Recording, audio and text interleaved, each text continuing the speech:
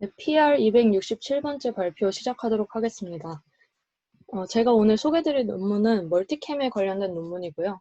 Multiple Class Activation Mapping for Aircraft Recognition in Remote Sensing Images라고 하는 이런 논문이고, 우리가 이전까지 아마 대부분 알고 계실 텐데 캠에 관련된 논문들이 굉장히 이슈가 많이 되고 리뷰가 많이 됐었는데요. 그 캠의 보완점을 개선하기 위해서 멀티캠이라는 부분을 컨트리뷰션으로 내놓은 그런 논문이라고 생각하시면 될 것 같습니다.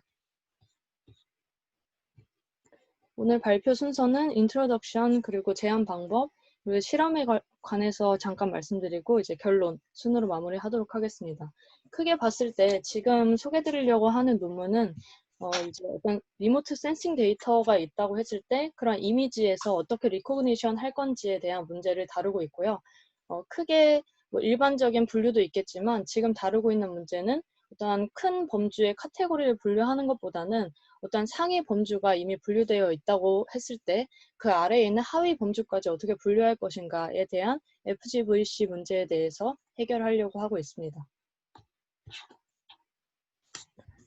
그래서 인트로덕션입니다. 제가 말씀드렸다시피 이제 에어크래프트 리코그니션 프로블럼을 이제 해결하려고 하는 그런 논문인데요.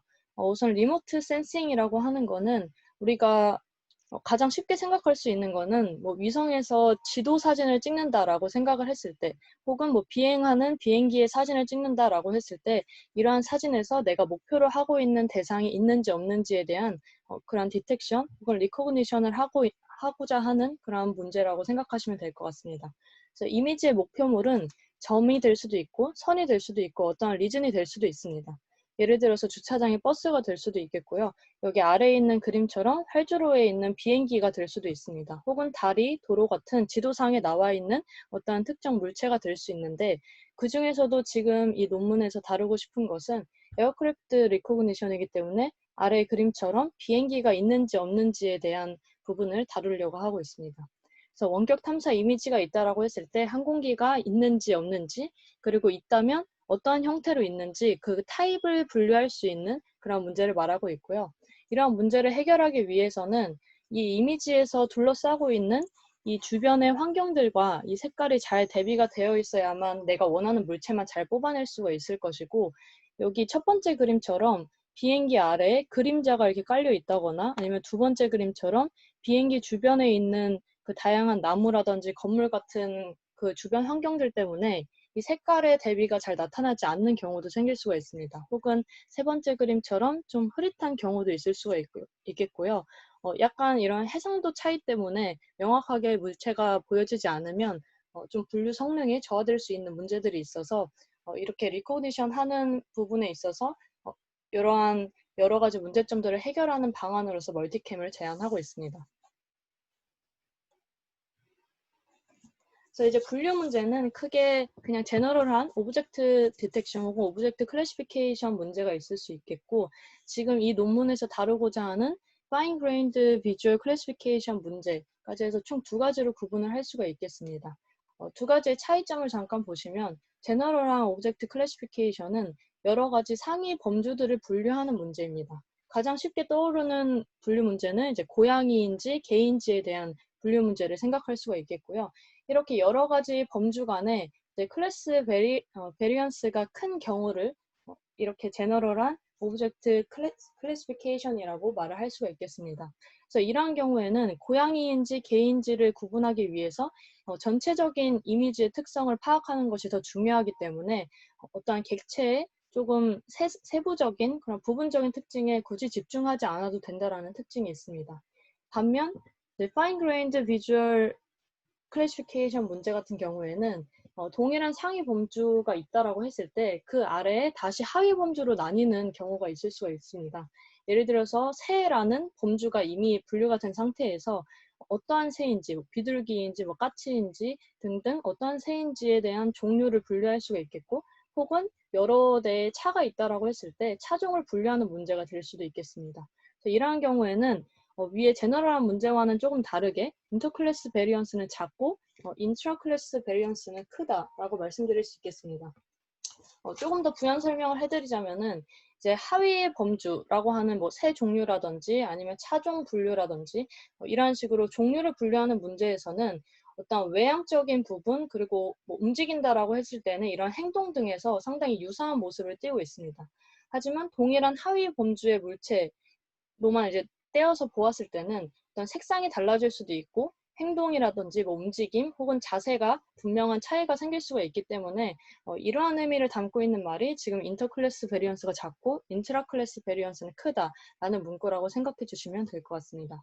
그래서 이러한 분류 문제를 해결하기 위해서는 앞선 문제와는 조금 다른 부분이 객체의 부분적인 특징까지도 잘 파악해야만 이제 하위 범주를 잘 분류해낼 수 있다는 것이 큰 차이점이 되겠습니다.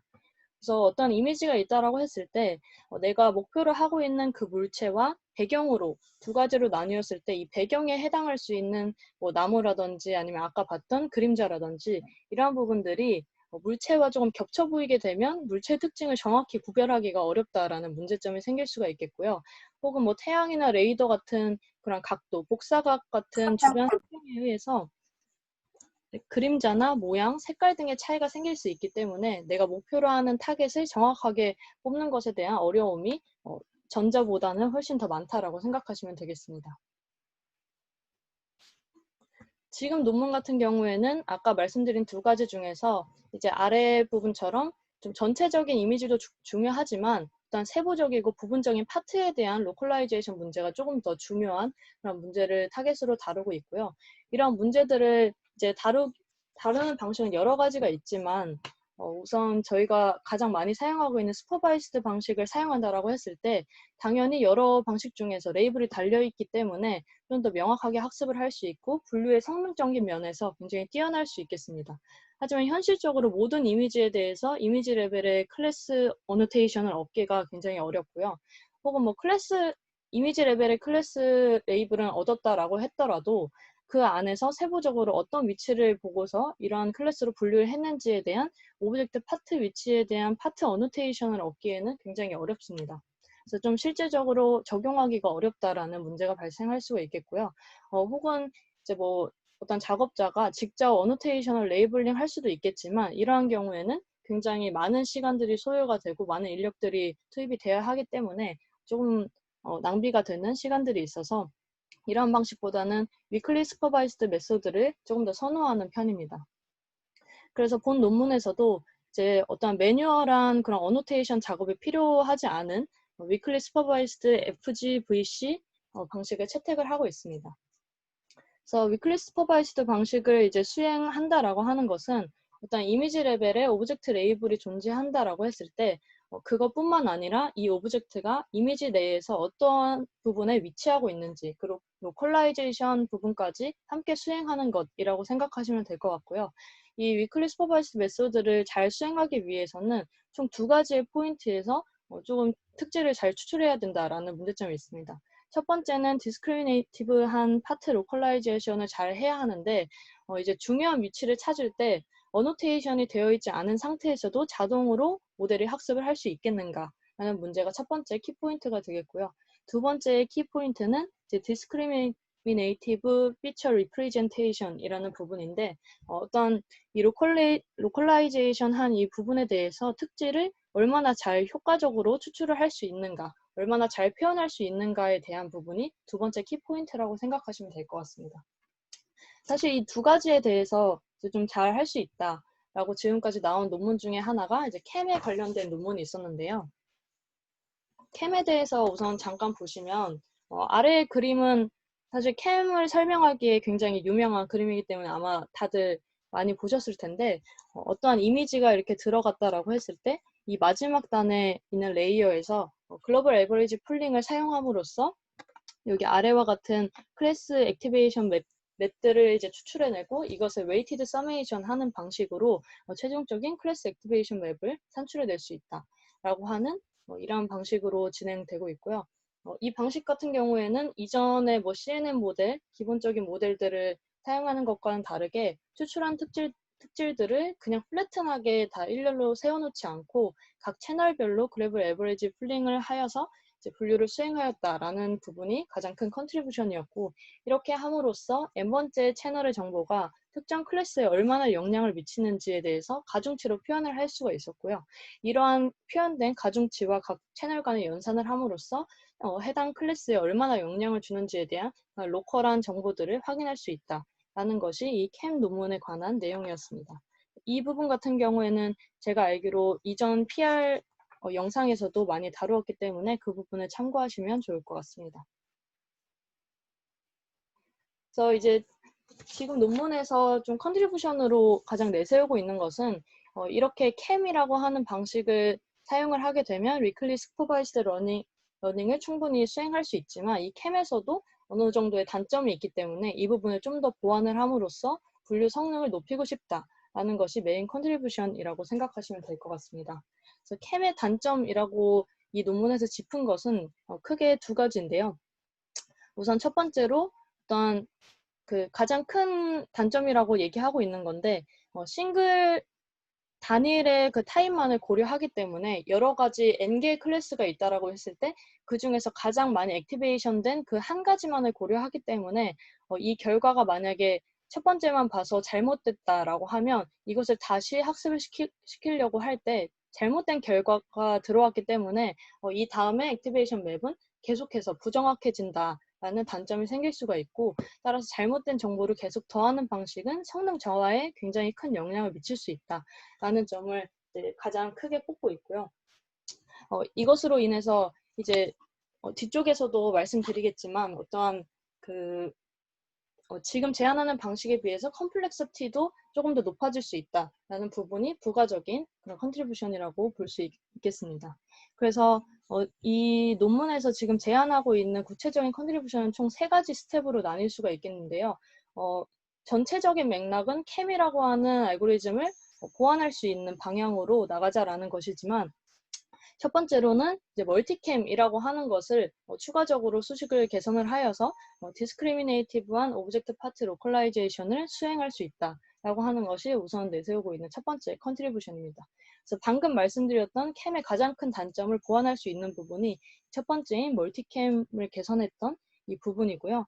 두 번째로는 이제 마스킹 전략을 사용을 하게 됩니다. 그래서 원본 데이터에 대해서 마스킹을 씌우고 이것을 다시 뒤에서 말씀드리겠지만 오브젝트 넷이라고 하는 네트워크에 인풋으로 집어넣음으로써 조금 더 선명한 화질을 이제 가져올 수 있다라는 것이 두 번째 컨트리뷰션이기 때문에 이러한 부분들을 통해서 앞서서 보셨던 이제 이미지를 보시면 내가 목표로 하는 물체 이외에도 나무나 그림자 같은 배경들이 많이 있었는데 이 배경으로부터 조금 더 뚜렷하게 특질을 추출할 수 있고, 그렇게 함으로써 어떤 리즌을 최대한 유지하면서 이제 스케일 인포메이션은 변형하지 않고도 충분히 가능하다라고 하는 것이 두 번째 장점이라고 볼 수 있겠습니다. 그리고 세 번째로는 이제 Selective Connected Feature Fusion이라는 방식이 이제 제안되고 있는데 원본의 전체 이미지를 특질 추출했던 부분, 그리고 전체가 아닌 어떠한 작은 파트만을 보고 특질을 추출했던 부분, 이 두 가지 양쪽을 잘 결합해서 활용할 수 있다라고 하는 것이 세 번째 컨트리뷰션입니다. 그래서 각각에 대해서 조금 더 자세히 말씀드리도록 하겠습니다. 우선 전체적인 그림은 아래와 같습니다. 그래서 말씀드렸던 3가지 컨트리뷰션을 이제 이 하나의 그림에서 확인하실 수가 있겠는데요. 먼저 구조적으로 한번 보시면 타겟넷 그리고 오브젝트 넷이라고 해서 이 두 가지의 하위 네트워크로 구성이 되고 있습니다. 그래서 타겟넷은 기존에 우리가 갖고 있었던 오리지널 이미지를 이제 인풋으로 해서 그것을 네트워크를 통과시킨 다음에 이 마지막 단에 있는 이 부분에서 글로벌 에버리지 풀링을 사용하고, 이전에는 캠 같은 경우에는 그냥 액티베이션 맵을 가장 액티베이티드 된 맵으로만 활용을 했다면 여기서는 그것을 다 서메이션 함으로써 이제 멀티 클래스 액티베이션 맵을 활용하겠다라는 것이 이 첫 번째 컨트리뷰션으로 생각하시면 되겠고요. 그래서 이렇게 타겟넷을 통해서 멀티 클래스 액티베이션 맵을 추출을 해내었다고 하면 이제 이것을 통해서 스레스홀드 프로세싱을 하고 마스크 필터로 변형을 시키게 됩니다. 그래서 여기 가운데 보이시는 이런 모양과 같이 마스크를 만들어낸 다음에 이 마스크를 다시 원본 이미지 위에다가 덮어 씌웁니다. 그래서 이 세 번째 스텝에서는 오브젝트 넷의 인풋으로서 이 원본 이미지에 마스크를 씌운 부분을 인풋으로 데이터를 이렇게 넣고 학습을 시킨 다음에 마지막 단에서는 똑같이 소프트맥스 레이어를 통해서 이제 그 앞에서 우리가 추출했던 그 특질과 여기 뒤쪽에서 오브젝트 넷에서 추출했던 특질들을 결합한 다음에 소프트맥스에서 분류하는 방식으로 마치고 있습니다. 그래서 제일 먼저 컨트리뷰션이 되었던 멀티클래스 액티베이션 매핑을 먼저 보시면요. 우선 캠에서 가장 단점으로 뽑혔었던 한 가지의 범주만 포함하고 나머지는 무시하였던 그런 단점들을 보완하기 위해 고안된 것이 이 멀티클래스 액티베이션 매핑인데, 이제 모든 범주들의 예측 결과를 다 활용을 하기 때문에 각 클래스의 그 액티베이션 맵상에서 동일한 좌표들의 요소를 다 더하고 모든 클래스 정보를 활용하는 방식이 되겠다라고 이해하시면 좋을 것 같고요. 여기 아래쪽에 있는 이 플로우를 한번 보시면 먼저 그 그림과 그 동일한 순서로 지금 흘러가고 있는데 오리지널 이미지를 이제 타겟넷이라고 하는 네트워크, 첫 번째 하위 네트워크에다가 인풋으로 넣고 피처를 추출하는 과정으로 진행을 하고 있고요. 이제 이 부분에서 보시면 이제 피처 맵들을 이렇게 추출을 하게 되고 그것들을 이 오른쪽에 있는 수식들을 통해서 멀티 M, X, Y라고 하는 이러한 지표로 이제 환산을 하게 되는 과정이라고 보시면 될 것 같습니다. 오른쪽에 있는 지표들을 한번 보시면은 이 수식의 첫 번째 수식에서 F는 F, 괄호 I 이런 식으로 되어 있는데 보시면 이제 왼쪽에 있는 F는 가장 마지막에 있는 컨볼루션 피처 맵이라고 생각하시면 되겠고요.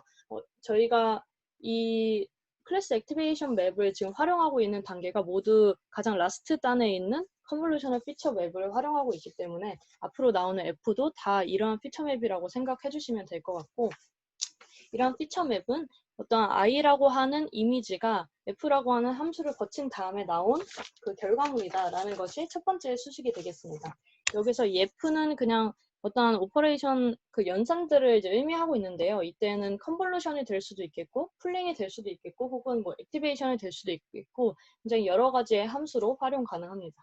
그래서 어떠한 연산을 거쳐서 이제 피처 맵을 내가 추출해냈다고 했을 때 이것을 통해서 기존에 이제 우리가 캠 논문에서 보았던 클래스 액티베이션 수식이 두 번째 나와 있는 것인데 여기에 있는 F가 이 수식 안에 있는 FK와 지금 대응되는 것을 확인하실 수 있습니다. 이 노테이션 중에서 C는 클래스를 의미하고 있고요. K는 채널을 의미하고 있습니다.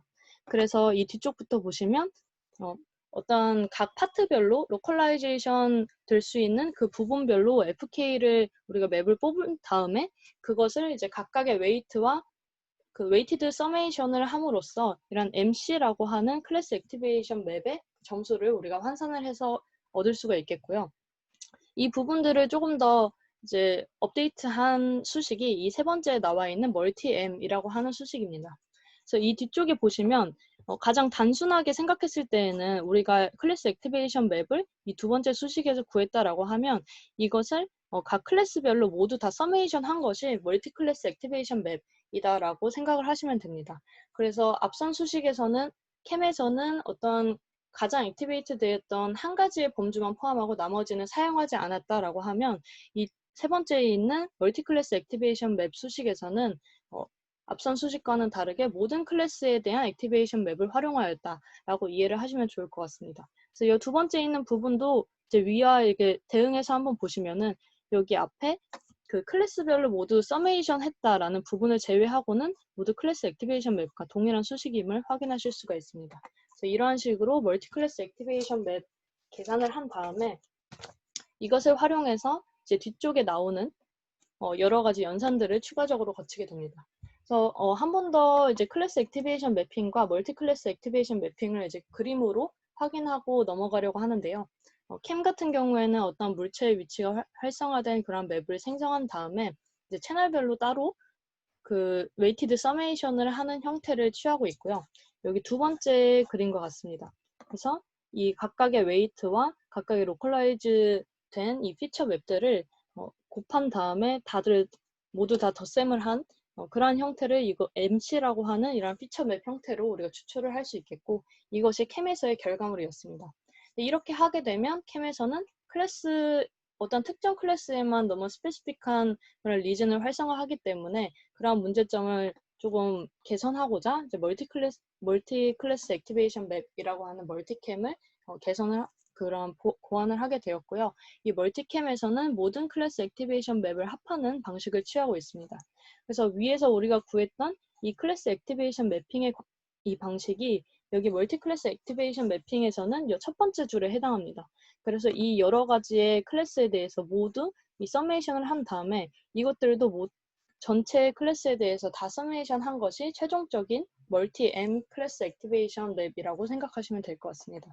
이렇게 하는 이유는 캠에서 어떤 잘못된 예측 결과가 나왔을 때 이것이 성능 저하에 굉장히 크리티컬할 수 있다라는 단점을 보완하기 위함이고, 그래서 모든 클래스에 대해서 서메이션 함으로써 멀티 클래스 액티베이션 맵은 예측 결과가 혹시 잘못되더라도 어떤 클래스 액티베이션 맵을 최대한 좀 올바른 쪽으로 커버할 수 있도록 만들 수가 있다라는 점에서 활용을 할 수가 있습니다.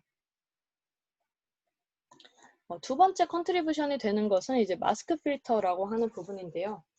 이 부분은 어떤 입력 이미지를 우리가 보통 동일한 인풋 크기로 만들기 위해서 일반적으로는 크로핑을 하거나 아니면 리사이징을 하는데, 이때 발생하는 문제점을 해결하기 위해서 고안된 방법입니다.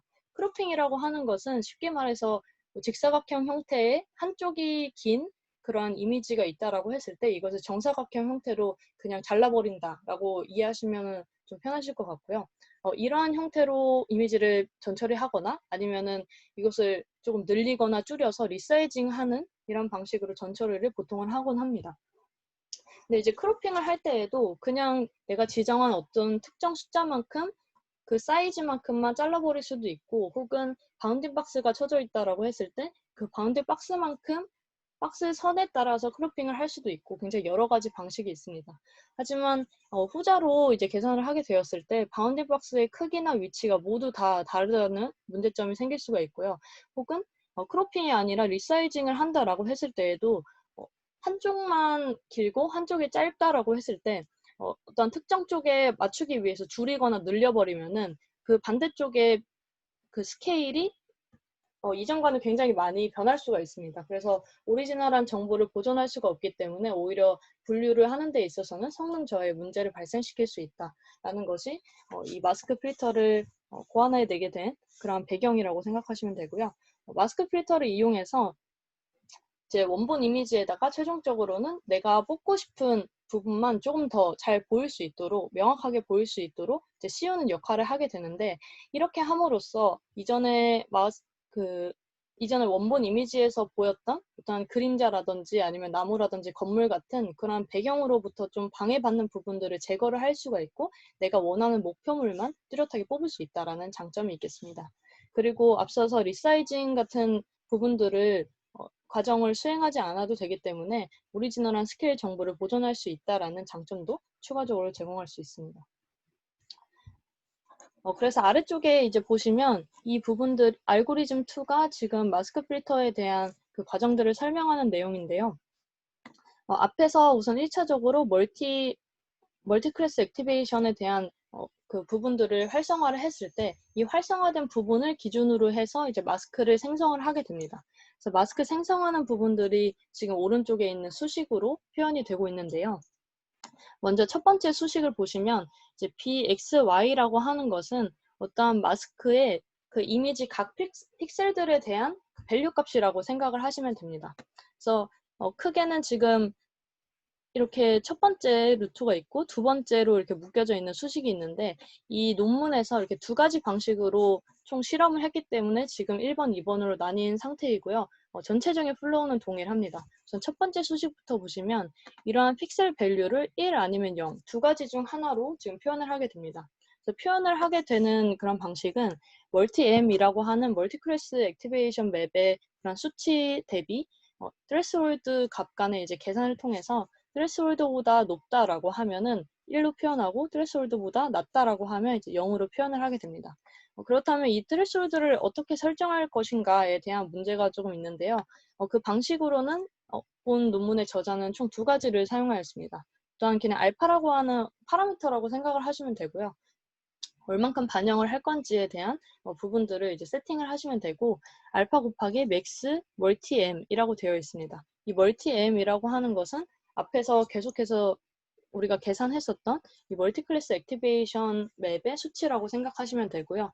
그 수치 중에서 가장 큰 값에다가 알파를 곱하는 방식으로 트레스홀드를 설정할 수도 있고, 혹은 맥스 값이 아니라 민 값으로 그 수치를 변환한 다음에 이제 알파를 곱한 값을 최종적인 트레스홀드를 설정할 수도 있습니다. 그래서 총 두 가지로 이제 사용을 하였고, 뒤쪽 실험에서도 아마 알 수 있겠지만은 이 두 가지 방식 중에서는 맥스를 취한 방식이 조금 더 성능이 좋았다라고 합니다. 어쨌든 이 두 가지로 지금 실험을 진행을 한 상태이고, 먼저 첫 번째에서는 그래서 1 아니면 0 이런 식으로 그 픽셀의 값을 설정을 한 방식이 첫 번째 방식이었고, 두 번째 방식에서는 트레스홀드는 동일하게 설정을 하지만 이제 B를 계산할 때, 어떤 픽셀 값을 계산할 때 앞서서 우리가 계산했던 멀티 액티베이션 맵 수치에 대해서 렐로 펑션을 취한 값을 이제 B 값이라고 우리가 환산을 할 수가 있겠습니다. 그래서 이 방식으로 두 번째 실험을 진행하였습니다. 그래서 이런 식으로 이제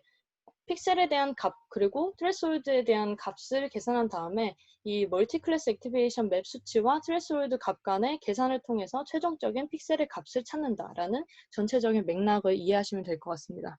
그래서 이런 식으로 이제 마스크를 우리가 생성했다라고 하면 최종적으로 하고 싶었던 부분은 앞에서 하위 네트워크가 두 개가 있었는데, 타겟 네트워크 그리고 오브젝트 네트워크 두 개가 있었는데요. 첫 번째 타겟 네트워크는 원본 이미지에 대한 피처 추출을 이전 단계에서 진행을 했기 때문에 이제 남아있는 두 번째인 오브젝트 네트워크의 인풋을 결정을 해야 하는데, 이 인풋으로 집어넣기 위해서 원본 이미지에 방금 만들었던 마스크를 씌워가지고 그 상태 그대로 원본 이미지, 그 인풋 이미지로 사용을 하려고 합니다.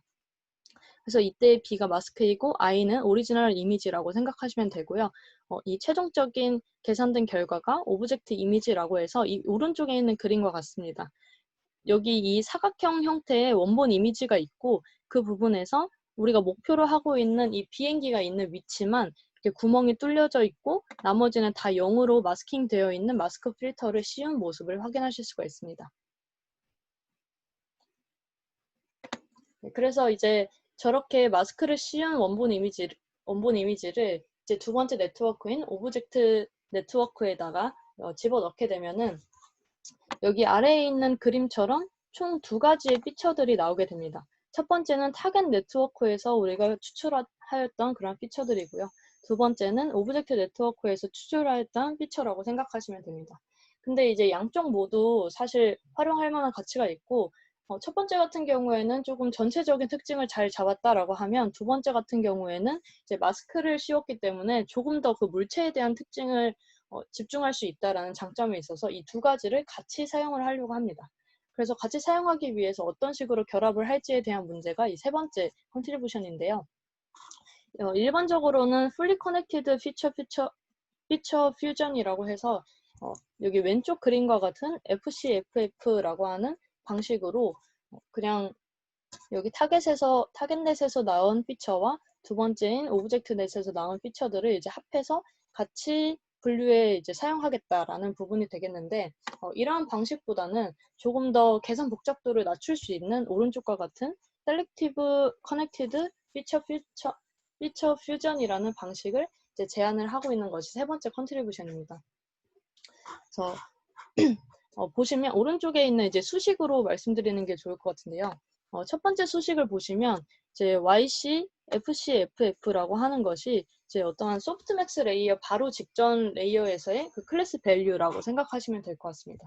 C는 마찬가지로 클래스를 의미하고 있고요. 이 수식을 이제 풀어서 쓰면 어떤 웨이트와 소프트맥스 레이어의 웨이트와 그리고 그 F 값에 대한 피처 맵에 대한 그런 민 값을 취한 값들을 다들 웨이티드 서메이션 한 이 전체 한 덩어리, 그리고 두 번째에 이 오브젝트 넷에 대해서 똑같은 과정을 취한 두 번째 덩어리를 단순히 이제 더하는 계산을 취할 수가 있습니다. 이러한 식으로 YC, FC, FF라는 수치를 계산하는 것이 일반적인데, 본 논문에서 제안하는 방식은 사실 결론적으로는 같은 내용이지만 조금 더 학습해야 하는 파라미터 수를 줄여나갈 수 있는 FCFF 방식을 제안하고 있습니다. 제안하는 방식의 수식은 이 두 번째와 같은데요. 수식에서 보시면 YCT라고 하는 부분이 있고 YCO라고 하는 부분이 있는데, 이 부분은 이제 YC라고 하는 것은 앞에서와 동일합니다. 똑같이 소프트맥스 레이어 바로 이전에 클래스의 밸류라고 생각하시면 되는데 T라고 하는 것은 타겟넷, O라고 하는 것은 오브젝트 넷이기 때문에 이 양쪽 네트워크에서 나왔던 클래스 밸류들을 활용한다라고 생각하시면 됩니다. 그리고 앞에 이제 곱해지는 AC 그리고 BC라고 하는 파라미터가 있는데 이 부분들은 우리가 학습시킨 이 네트워크에서의 이미 학습된 웨이트라고 생각하시면 되겠습니다. 근데 조금 차이점이라고 하면 이 부분은 이제 로컬한 그런 로컬 커넥티드한 레이어에 대해서 웨이티드를 가져온 부분이라고 생각하시면 되고요. 사실 이제 수식으로만 조금 다르게 표현이 되었고 여기 아래식을 보시면 결국 첫 번째나 두 번째 모두 하고자 하는 아웃풋의 형태가 똑같습니다. 여기 첫 번째 부분에 있는 AC 곱하기 YCT라고 하는 부분은 여기 SCFF 수식의 첫 번째 파트에 해당하는 부분인데요. 이 부분을 이제 풀어서 써보면은 A는 앞으로 빠져 있고 여기 뒤에 서메이션 부분이 YCT라고 하는 이 전체 부분이라고 생각하시면 되는데 이 부분 같은 경우에는 첫 번째 수식인 YCFCFF 값의 첫 번째 수식과 대응했을 때 똑같은 수식임을 확인하실 수가 있습니다. 그래서 A라고 하는 이제 상수를 떼고 그냥 생각했다고 했을 때에는 이 두 가지의 수식이 비슷하고 어떤 값의 크기의 차이만 있을 뿐이다라고 이해하실 수가 있겠습니다. 그래서 결과적으로는 같은 아웃풋을 내는 그러한 수식이지만 이제 학습을 진짜로 했다라고 했을 때 FCFF 같은 경우에는 이제 어떤 여기 그림에서 보시면은 이 우리가 삐처로 추출했던 부분들을 모두 생략 없이 홈켓에서 갖다가 쓰기 때문에 조금 더 많은 피치 수를 이제 사용해야 된다라고 조금 더 많은 파라미터 수를 이제 사용하게 된다라고 생각하시면 되는데 이제 논문에 기재되어 있는 바에 따르면은 뭐 어떠한 채널 개수 곱하기 클래스 넘버 곱하기 2라고 하는 이 정도의 그 개수를 학습을 시켜야만 한다라고 기재가 되어 있고요. 그리고 두 번째 같은 경우에는 SCFF 방식을 사용하게 되면 결국 아웃풋은 똑같긴 하지만 학습시켜야 하는 그런 파라미터 수가 2 곱하기 클래스 넘버이기 때문에 이제 채널 개수만큼 앞에서는 곱해야 했는데 뒷부분에서는 그런 부분들이 빠졌다는 이유로 이제 계산 복잡도가 낮아질 수 있다라는 장점을 제기하고 있습니다. 그래서 이러한 식으로 조금 더 효율적인 학습을 진행하기 위한 부분이 세 번째 컨트리뷰션이었습니다. 그래서 이제 정리를 해보면은 첫 번째로는 멀티캠이라고 하는 부분을 이제 캠으로부터 개선시킴으로써 이전에는 가장 액티베이트 되었던 하나의 클래스만 고려하였다고 하면은 이제는 하나만이 아니라 모든 클래스를 고려하겠다라는 것이 첫 번째 멀티캠을 제안했던 그런 아이디어였고요. 두 번째에 있는 그 마스크 필터링의 그러한 경우에는 이제 원본 이미지 위에다가 마스크를 씌움으로써 전체적인 이미지보다는 내가 지금 타겟으로 하고 있는 물체에 조금 더 집중해서 특징을 추출할 수 있다라는 그런 장점이 있는 것이 두 번째 컨트리뷰션이었습니다. 그리고 세 번째 아이디어는 이제 같은 아웃풋이지만 우리가 조금 더 학습시킬 때 효율성을 높이기 위해서 혹은 계산 복잡도를 낮추기 위해서 셀렉티브 커넥티브 피처 퓨전 방식을 사용할 수 있다라고 하는 것이 세 번째 컨트리뷰션이라고 정리할 수 있겠습니다. 그래서 이제 제안한 아이디어에 대한 실험 부분들을 간략하게 볼 텐데요. 우선 사용한 데이터셋은 여기 아래에 있는 그림과 같습니다. 지금 전체적인 문제가 어떠한 항공기가 이미지 내에 위치가 되어 있는데 정확히 어떠한 로컬에 어떠한 부분에 위치되어 있는지를 찾고 싶다라는 문제이기 때문에 지금 이렇게 여러 종류의 항공기 사진을 이제 활용하고 있고요. 지금 여기 보여지는 이그젬플에서는 17개의 타입을 보여주고 있습니다. 그래서 보시면 각각 항공기의 이제 크기도 매우 다르고 뭐 7번 같은 경우에는 굉장히 작은데 1번은 그래도 꽤 커서 명확하게 보일 수가 있고 혹은 이제 11번 같은 경우에는 그림자가 굉장히 짙어서 이제 이 물체를 정확하게 우리가 뽑아낼 수 있을지에 대한 어려움이 생길 수가 있겠고 17번 역시 어떤 풀처럼 보이는데 이 초록색 부분들이 좀 더 뚜렷하게 보이기 때문에 이 물체를 제대로 디텍할 수 있을지에 대한 어려움이 있겠습니다. 그래서 이러한 데이터들을 활용해서 한번 성능을 검증해 보았는데요. 우선 이 데이터를 그냥 사용하지는 않았고 이 데이터 중에서 어떤 저해상도라서 이 비행기가 잘 보이지가 않거나 아니면 Faster RCNN 혹은 FPN n인데 오타가 났습니다. fpn으로 이제 인식할 수 없는 이미지가 있다라고 하면 이것을 사전에 제거를 해버렸습니다. 그리고 주변 환경으로 인해서 어떤 물체가 아예 가려지고 이미지가 뚜렷하게 보이지 않는다라고 하면 이 이미지 역시 제거를 하였고요. 바운딩 박스가 맨 처음에는 아예 그려져 있지가 않았는데 이것을 일일이 어노테이션 작업을 해서 정사각형 형태의 바운딩 박스 어노테이션을 진행했다고 합니다. 그리고 이것을 이제 크로핑하고 패딩을 옆에 붙이면서 156 바이 156 윈도우 사이즈로 모든 이미지들을 동일하게 맞췄고요. 이렇게 크로핑한 이미지와 크로핑을 하지 않고 원본 이미지에 마스킹 쉬운 그런 이미지를 비교하는 실험을 하기 위해서 이러한 작업을 한 것으로 보입니다. 그리고 이제 데이터가 좀 부족하기 때문에 데이터 어그멘테이션을 하기 위해서 미러링이라든지 아니면은 회전시켜서 로테이션 작업을 한다든지 아니면 이 그림의 밝기 변화 혹은 색을 반전시키는 등의 여러 가지 작업들을 진행했다라고 합니다. 그래서 최종적으로 사용한 데이터들은 55,000개 정도의 트레이닝 데이터, 54,000개 정도의 테스팅 데이터 정도가 되겠고요. 파라미터 설정 같은 경우에는 배치 사이즈 42, 그리고 0.001의 러닝 레이트, 옵티마이저는 SGD를 사용했다라고 합니다. 이러한 식으로 이제 실험을 했을 때 그 결과는 이 그림 혹은 이제 표와 같은데요. 먼저 첫 번째 표부터 한번 보시면은 저희가 이제 여기 논문에서 이제 제안을 하고 있는 이 알고리즘의 성능을 확인하기 위한 표가 가장 첫 번째에 있는 표라고 생각하시면 됩니다. 그래서 비교군은 뭐 DBN, 구글넷, 캠, 레즈넷 같은 이 네트워크들을 비교군으로 사용했고 최종적으로 제안했던 알고리즘은 맨 아래줄에 있는 93.15%의 어크레시를 보이는 네트워크입니다. 그래서 이 중에서는 가장 높은 성능을 보였다라는 것이 이제 주장하고 싶은 바이고 이제 두 번째 표 같은 경우에는 이 논문이 사실 컨트리뷰션은 3개지만 그중에 가장 메인 컨트리뷰션이라고 할 수 있는 게 이제 멀티캠 부분인데 멀티캠은 캠을 보완한 부분이기 때문에 보시면 거의 다 이제 캠을 붙였을 때 혹은 다른 네트워크에 멀티캠을 붙였을 때 이런 식으로 비교를 해 놓은 것을 확인하실 수 있겠습니다. 그래서 가장 좋았던 모델은 레즈넷에다가 멀티캠을 붙였던 모델이었고 성능은 92% 정도, 91.79% 정도 나왔다라고 합니다. 그래서 이제 아래에 있는 그림을 한번 보시면 이 그림이 멀티클래스 액티베이션 맵을 취했을 때 그 피처 맵들을 비주얼라이제이션 한 그림인데요. 이 각각의 그림에 대해서 대응하는 피처 맵이 아래에 표현되어 있습니다. 그래서 첫 번째를 보시면 이 이미지의 중앙에 지금 비행기가 이렇게 위치가 되어 있는데 중앙을 정확하게 집어 놓았고 두 번째나 세 번째 역시 대부분의 경우에서 이제 이런 비행기들이 정확한 위치에 그 액티베이트 된 것을 확인하실 수가 있겠습니다. 이런 식으로 조금 더 명확하게 특징을 추출할 수 있다라는 부분을 이제 시각화해 놓았고요.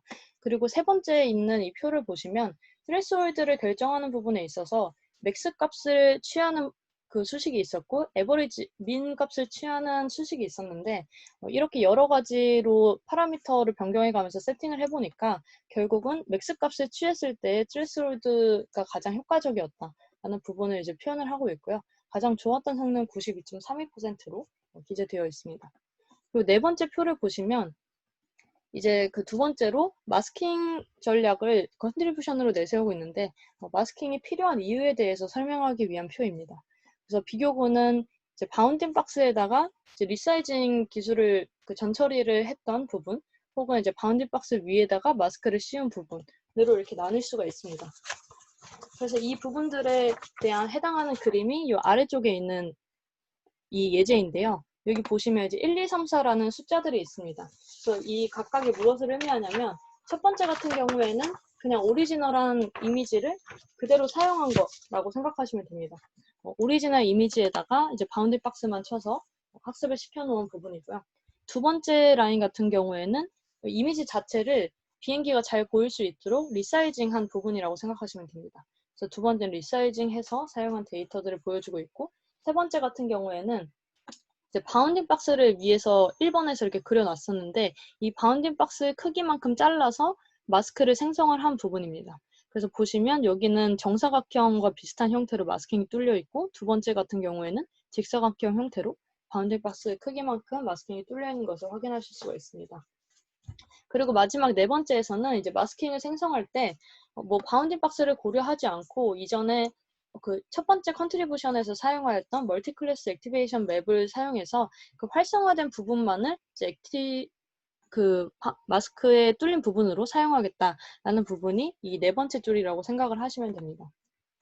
그래서 이제 결론부터 말씀을 드리자면은 첫 번째나 두 번째 같은 경우에는 좀 스케일이 변동될 수 있는 그런 위험이 있을 수 있고, 세 번째 같은 경우에는 마스크를 씌우긴 했지만 보시면 특히 이 세 번째 그림에서 여기 그림자까지 마스크가 모두 다 씌워졌어야 이제 비행기만 뚜렷하게 우리가 추출해낼 수가 있었을 텐데, 지금 그림자 부분을 빼고 씌웠기 때문에 이러한 조금 오류 상황이 발생할 수 있다라는 문제점이 생길 수가 있고요. 이 네 번째 그림 같은 경우에도 이 겉에 있는 배경까지 모두 다 마스킹을 씌웠어야 좀 더 명확했을 텐데 그러지 못한 부분들이 있습니다. 이 이후에 있는 부분들도 마찬가지인데 이것들과 이제 비교를 했을 때 비교적 네 번째 줄에 있는 이 액티베이션 맵을 활용했을 때 마스킹 방식을 보면 이 네 가지 중에서는 가장 물체만을 일단 액티브 시켜놓은 이런 부분들을 이제 확인하실 수가 있습니다. 그래서 이것들과 이제 비교를 했을 때 가장 높은 성능을 보인 것이 이러한 효과들이 있었다라고 결론 지을 수가 있겠고요. 그 마지막으로 있는 표 같은 경우에는 FCFF 방식 그리고 SCFF 방식 이 두 가지의 퓨전하는 방식을 이제 성능 비교를 해봤을 때 그냥 풀리 커넥티드를 사용한 것보다는 조금 더 셀렉티브하게 사용한 것이 조금 더 성능 향상에도 이제 도움이 되었고 계산 복잡도 측면에서도 계산을 낮출 수 있는 그런 장점이 있었다라는 부분들을 얘기하고자 합니다. 그래서 이제 정리를 해보면 본 논문에서는 이제 fine-grained visual classification을 하고자 하는 것이 최종적인 목표였고요. 이것을 하기 위해서 전체적인 이미지의 특성뿐만 아니라 어떤 오브젝트의 그 파트, 그 로컬에 대한 피처를 익스트랙션하는 방식을 제안을 하고 있고요. 그 제안 방식의 플로우는 타겟넷과 오브젝트넷 이 두 가지로 구성을 해서 멀티클래스 액티베이션 맵을 생성하고 이것을 기반으로 마스킹 필터링을 하고 그리고 마스크 필터와 이제 원본 이미지를 결합해서 어떠한 네트워크의 인풋으로 사용함으로써 이제 최종적인 가장 잘 표현해낼 수 있는 피처들을 추출해낼 수 있었다라는 것이 이 제안 방식의 컨트리뷰션이라고 정리하시면 될 것 같습니다. 이렇게 함으로써 캠의 이제 단점을 보완할 수 있었는데 잘못된 예측 결과가 생기더라도 이것이 학습 성능 저하에 조금 덜 영향을 주도록 하는 것이 최종적인 목표였고요. 부가적으로는 물체 특성을 이제 배경 같은 경우에 조금 더 잘 제거를 할 수가 있었고 스케일도 잘 보존할 수 있었기 때문에 명확하게 추출을 할 수 있었다라는 장점으로 마무리하시면 될 것 같습니다. 그리고 이제 마지막 부분에 디스커션 부분으로 조금 결과 중에서 잘 나오지 않았던 부분들을 명시해 놓은 게 있는데요.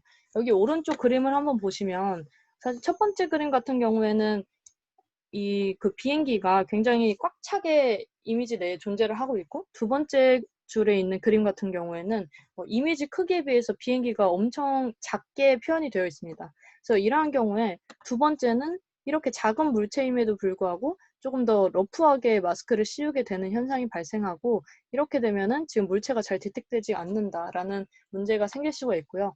첫 번째 같은 경우에는 그 비행기 물체가 굉장히 큼에도 불구하고 이것을 마스크가 전부 다 이제 오픈시켜 놓지 못하고 이렇게 일부분 가려 놓았기 때문에 이것이 제대로 분류되지 않을 수가 있다라는 문제점을 제기하고 있습니다. 그래서 이제 저자가 생각했을 때에는 바이리니얼 인터폴레이션을 통해서 중간에 업샘플링을 한 부분이 있는데 이러한 작은 방식들을 조금 더 개선을 해보겠다라고 이제 정리하고 마무리하였습니다. 제가 준비한 발표는 여기까지입니다. 들어주셔서 감사합니다.